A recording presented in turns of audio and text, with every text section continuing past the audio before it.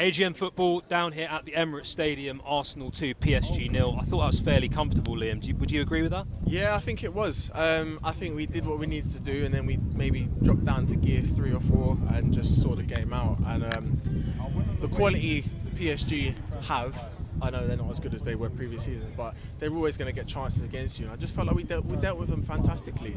And yeah, credit to the back four today, because a clean sheet is never easy against a side like PSG and coached by Luis Enrique, who's obviously, you know, a very experienced and very quality manager. And you know, someone like that can maybe set them up a certain way to unlock Arsenal. And I think that's what I was nervous about. But the players just seem to deal with it so well, and obviously credit to Mikel Arteta as well for setting them up perfectly today.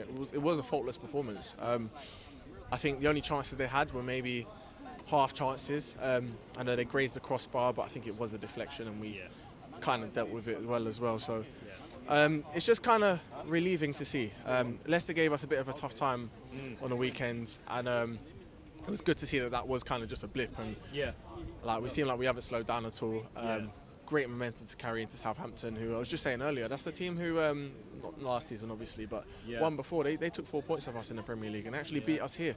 So it's good to have a confidence boost like this to go in, and maybe you don't want anyone to call them a bogey side or anything like that. No, we just want to go there, and I think Ramsdale's going to be on top of his form as well. He's maybe got something to prove and say, look, I'm a top keeper here and I'm just as good as the one you've got there. So it's going to be tough. And I think it's the perfect momentum to carry into a game like that personally. So I'm excited for it. Yeah, I completely agree with you. I think you made a really good point there. And there was something I was thinking at the end of the game. Mikel Arteta is a very young coach, and he has schooled the likes of someone like Luis Enrique, who's been coaching at top level for a very long time now, comparatively with Mikel Arteta.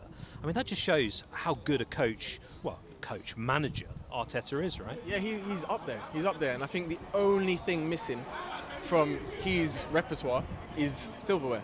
That is the only thing. I think if Mikel Arteta had won, like, you know, FA Cup, Carabao Cup, another Carabao Cup, maybe a league, he'd be up there. But he's just missing the silverware, which will come with time. But as football fans, we're impatient. We want everything now. I want the quadruple now. But we have to also be realistic and say, listen, it doesn't work that way. Mikel Arteta is a top coach, right? And he's proven it when he goes up against managers like Pep Guardiola and up against managers like Luis Enrique today.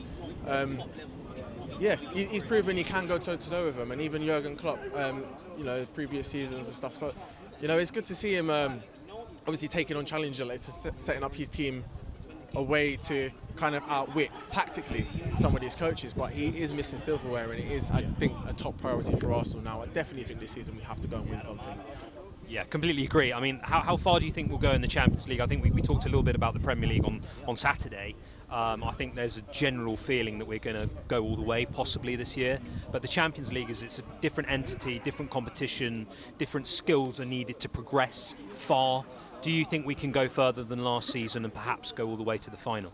Yeah, so obviously the Premier League and the Champions League are the ones that we really want and we really should be fighting for. I think the Carabao Cup and the FA Cup are byproducts of having good squad depth and, you know, just resiliency and players wanting to prove themselves and break into that team. I think we might get one of them too, and it will be maybe, we found ourselves in the semi-finals, all right, let's, you know, give it a go against a Liverpool or a City. But I think the League and the Champions League are the ones we're really going to go for this year. In terms of the Champions League, because that's obviously what we're playing today, I think we need to be pushing for that top 8. I think we're sat in 8th now. Obviously, other teams have games to play, but I think, you know, we can really push for that top 8 and avoid that playoff game. Either way, I think if we miss the top 8, I don't quite know how it works. If it's like 9th v 24, I don't quite know. But I think we're able to get through that, and then it's luck of the draw. So I really think it's important to get that top 8 and obviously miss that round and then see where it goes from there. But that's a competition we've obviously got a chance in. Premier League, we know exactly who we're going to be up against. We know exactly what we're facing. Tactically, we can really go for this competition. And the massive confidence boost we've got now is that Man City are missing Rodri and De Bruyne at the moment. So I think every game they play now, I'm looking at them dropping points potentially.